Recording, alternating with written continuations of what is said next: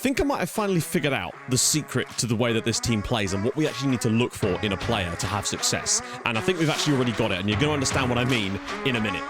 Into the black hole. Sing for my soul. Hi guys, and welcome back to another episode of Sunshine on Leyth. Today, we're playing against Darlington, because that's what we're going to do. I've also decided that I'm trying to base the live comms a little bit around what you guys want to see in some of the clubs that you suggested. So today we're going to be doing Darlington and hopefully Newport Pagnell. And then after that, we're going to be doing Hereford. It's going to be good stuff. Also, if you're enjoying the series so far, drop a like on the video. That would be tremendous. Now, it's Sunday.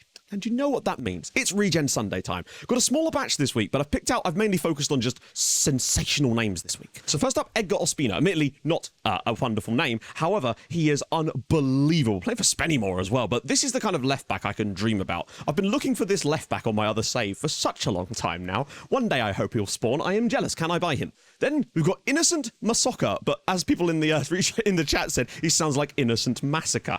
But there you go. One hell of a player playing for Hamburg. Great name as well, by the way. And just on a quick side note related to that, in the Regen chat, people were talking about this player and the fact that he was from Zimbabwe, had sort of heritage from there. There was someone actually in the Discord from Zimbabwe, which was pretty cool. And Lennon in the Discord said this really good comment that just kind of, to me, sums up everything I like about the FM community as a whole. He said, generally, the FM community is pretty great. We're all united by one shot, one goal.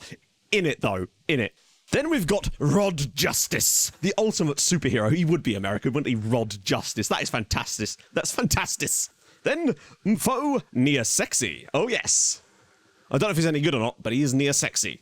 Then, this is a brilliant one. Dejan Velasquez, playing for PSG. He's half Icelandic, half Jamaican, and his first name's Dejan. He is a mystical character. And lastly, we've got Jiraru Srivadanaprabha, who is a Thai striker. Plays for Porto, it would seem, but that is one of the best Thai players I've ever seen, so fair play. So if you want to participate in Regen Sunday, head over to the Discord. You know what to do. Drop your Regens in the chat, and the best ones we've read out on the Sunday. And it's actually on a Sunday for once. Who knew?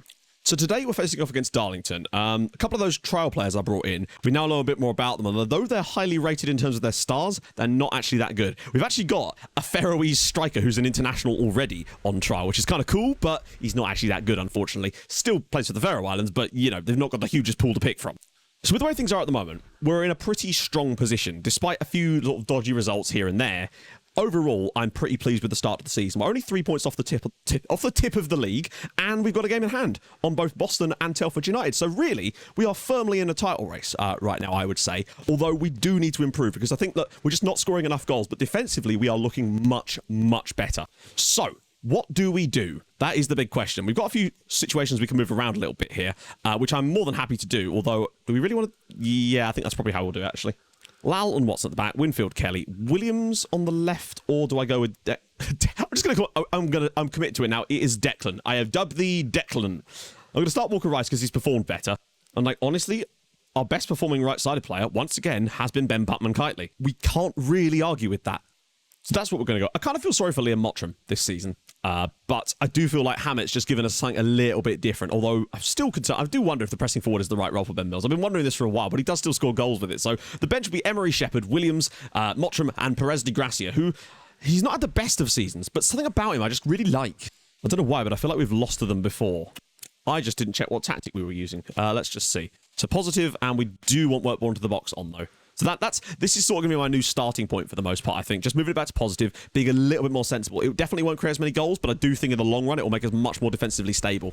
One thing that's very worth mentioning about BPK is, considering he's probably the third best player in that actual position in our current squad, he has somehow fought his way in to still being the first choice for me at the moment just because of his performances. And that's kind of what you want from a player. And that is the second time this season that has happened. And it's the second time that Harry Hammett has responded and got his 10th goal of the year. And we lead early doors against Darlington. I love this, though. They were like a swarm of bees. There's 3 of them closing down the goalkeeper. He could have just cleared it, but Harry Hammett gets in there, kicks it against the keeper, and then falls to the ground. Run the segment.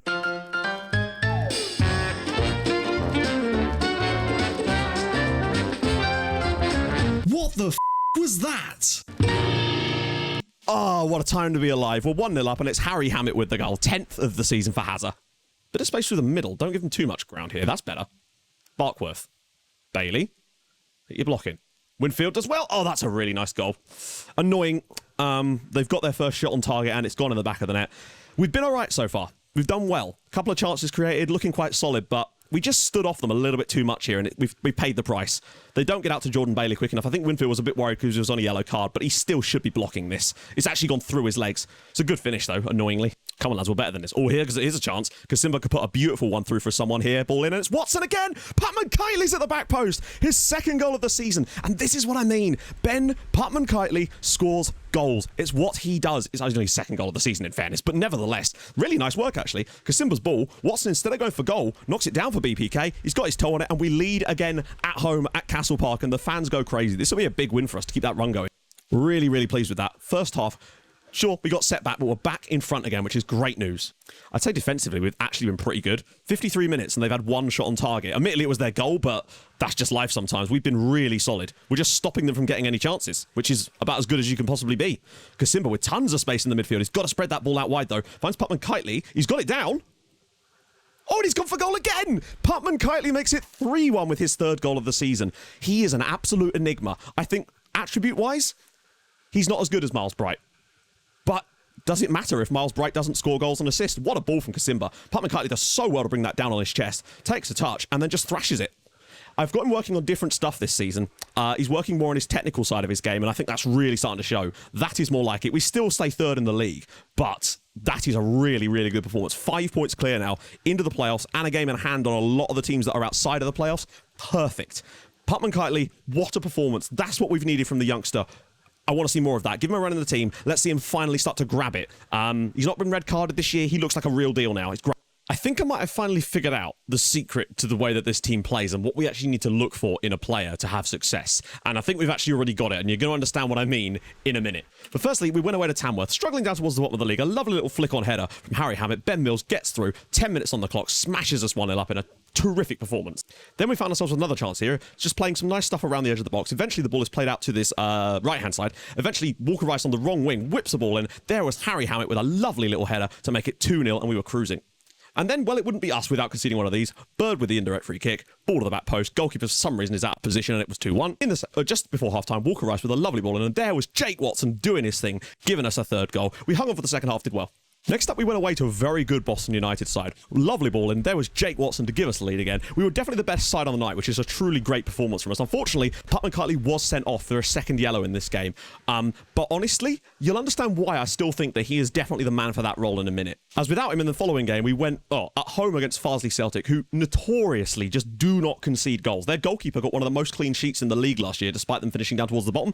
They play such a defensive formation. We still could have got through, and Kasimba was decent, but we weren't able to, and we lacked that kind of breakthrough quality on the wide areas and ended up getting a 0-0 draw at home. But another clean sheet. Things took a real turn. Ball was whipped in. Watson gets to the far post. It took us 54 minutes to break this team down. We had 10 chances on the night and still only managed to score twice. And both of the goals were really off their mistakes. Lovely little flick on header here from Kasimba. Hammett just uses that added pace to give us our second goal in the 63rd minute. But we should have had 4 or 5 on the night. We just could not finish to save our lives. And then annoyingly, they did get one back in the 69th minute. Nice. But it was frustrating because we really deserved more. Great ball through from Smith. Keeper gets caught off his line there a little bit. And it is, 2-1. They deserved a goal, but we should have had more.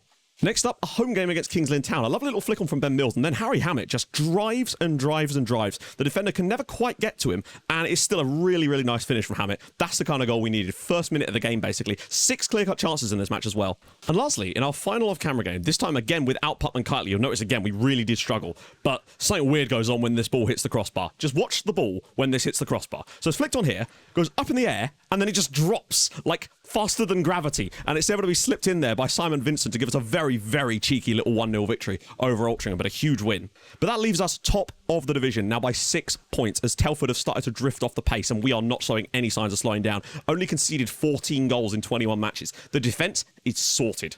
And, yeah. So, I said I'd figured out the reason why we play so well when Putman-Kitely's in the team. Take a look at this. Average tackles per 90 minutes. Putman-Kitely, 6.59. He's got one more tackle per game than any other player in the entire league, and he's a right-sided winger. We need our wingers to be able to actually defend as well. When you look at our tackles per 90 minutes, for example, Putman-Kitely, 6.59. Walker Rice with the second most at 5.05. Then Jake Kelly. Alfie Williams is all the way down here. So he's still a full tackle behind Declan Walker-Rice. You'll notice Miles Bright nowhere to be seen at all. There's always room for a mistake, and that's what we've got in us as well. So, change some things around a little bit here. We're not going to be playing Vincent because surely Putman-Kiteley is available. He just doesn't like him, does he? Just doesn't like him. Unfortunately, Miles Bright is going to be out for 6 weeks. So if anything, it's just an excuse not to play him. And obviously, Danny Walker-Rice will come back in. These two, for whatever reason, just do the job for us. And this is an important factor. Play the players that make the system work rather than just having a higher star rating. Even if the attributes are worse, they're clearly doing something right. Doesn't even make any sense. He's only got 4 tackling. It's obviously just something about the way he plays that does things. Now, you might also notice a new guy here. This is Drilon Krasnitsky. He's an Albanian that we've signed on loan from Stevenage for the season, mainly just because I wanted an extra striker so we could rotate things around, prevent some injuries, but he's got decent pace and finishing, some good striking attributes, basically, so I think he's a good player to have around the club as well. I'm probably not going to start him today, though. The thing that gives me the most hope is quite simply that we've got the double barrels playing. With those two, I don't think we've actually lost a game in which Putman-Kiteley has started this season legitimately. And Walker-Rice is just like a slightly worse version of him on the other side, but he's proved himself to me. Ball through and it's headed wide. Ruben Lau's missed a lot. Actually, I think that was a defensive header. But if we win today and things go wrong for the other clubs around us, we could really start to pull that gap out to the point where it's starting to look like we only need to go at a sensible pace, really, to win this league, which is surprising because honestly, I thought playoffs this year was going to be our main goal. I think it's so important to note, though, that the 2 off-camera games in which Putman-Kiteley did not play were the 2 worst performances. The 0-0 against Farsley and the very, very fortunate win over Altrincham. And that's really does say something to me. Putman-Kiteley flying. Oh, what about that from Ben Putman-Kiteley? That little burst of pace. He's got 2 defenders on him and he's been hacked down by Nicholson. But all of that just came because he pushed it. And it's now a yellow card for Nicholson. Brilliant play. And now we'll take the free kick as well. And it's cleared away. But Lau will still get this. This might be one of these games where we may need to go attacking or turn a football to the box. I don't know. Putman-Kiteley, and it's off the crossbar. Lovely ball in from Putman-Kiteley. Couldn't quite get on the end of it. Well, he did, in fact, but it's hit the bar. Honestly, I think singling out any players that have had poor games as well before you do this seems to make a difference too. It's come to Walker-Rice. Ball across. Hammer, and it's an own goal, I think. Is it? It's an own goal by Luke Boland. And Newport Pagnell have given us the goal that we needed. The go-ahead goal, as they would say in hockey. Well, that is just incredibly fortunate. But again, it's about the persistence. Continuing to put the ball into good areas. Bit fortunate there. But Walker-Rice just springing that ball in. And what even happens here? Oh, my Lord. It's come off 3 different defenders to go into the back of the net. And there's a reason why these guys are in trouble at the moment. And that right there may well be the reason that they're struggling down towards the bottom. Situations like that. Mills now getting the ball at his feet. I might get Krasnitsky on for a bit. Oh, Kasimba! Oh, what a strike. Kasimba, first goal of the year. What a hit that is from the big man. Millsy with the assist, but again, it's coming about that persistence. Taking on players down that wide angle like Mills used to. Just getting past his man. And to be fair, it's an insanely good pick out the way. He just checks back, waits for the run of Kasimba, but this is a finish and a half. On the full, no, it's a half volley, but that is goal of the season from us so far. 2-0 up away at Newport Pagnell, and we are flying. Get that clean sheet now, lads. I'm definitely going to, oh, look at the space in behind. There's so much space for Winfield if he can find the ball. He does. Walker-Rice is in acres. He's just got to square this. And Mills, oh, what a chance. Yeah, they've fallen apart in the second half. Not done yet, though. He might be able to put this on someone's head. Ruben Lau, and it's the bottom corner. Ruben Lau's first goal of the year. We're 3-0 up away at Newport Pagnell. The assist for Putman-Kiteley. Lovely, lovely ball in. It's the first time Ruben Lau scored from a corner all season, so that's really, really nice for the lad. He's done a lot of the defensive legwork this season. It's nice to see him finally get a chance for a goal. It didn't even look like it came off his head, but a nice little assist for BPK as well. 3-0. And that should probably do it. Newport Pagnell 0, Whitport Athletic 3. 3 second half goals. We really have dug deep to get this win. It's much more comfortable in the scoreline than it probably deserves to be, but that's what we've been good at lately. Getting results, getting clean sheets when we've really, really needed to. And I think that's the reason that we're going to be right up there come the end of the season, no matter what happens. Great, great result. Well played. Still only 14 goals conceded, up to 31 scored now. So we're starting to look a little bit better on the scoring side of things, but we're still only sort of just outside the playoffs on that. But it's the defensive side of the game where we are really, really coming into our own now. Just the 14 goals conceded this year. 6 points clear at the top of the league right now. We're looking very, very good. There's always going to be a bobble, but right now we're unbeaten in 15? And 8 clean sheets in those 15 matches and never conceding more than 1 goal in a match over the next 15. That is how we do defending. Just having the right personnel in the team. It is weird, though, how not changing the defenders, but changing the wide midfielders has actually made us more solid as a group, and you can understand why. So next episode, we're going to come back, do our first game in the Builder-Based Trophy against Hampton and Richmond, try out maybe some of the youngsters, see if BBK can smash it again, perhaps, and then after that, well, I promise someone I'll probably do Hereford, because of course we've got to do Hereford again. I want to beat them, and maybe this time we can finally do it. So there we go. If you've enjoyed this episode, I really hope you have. We're on a great run right now, and it really will see us, I think, finish really high this season, even if we don't win the league, but I feel like we can. Drop a like on the video, that'd be tremendous. If you're new to the channel, subscribe. I stream on Twitch on Tuesdays, Thursdays, and sometimes other days as well. Go follow over there. 2. And I will see you guys very, very soon. Yeah, thank you so much for watching. Hold your gun, capybara. Bye-bye.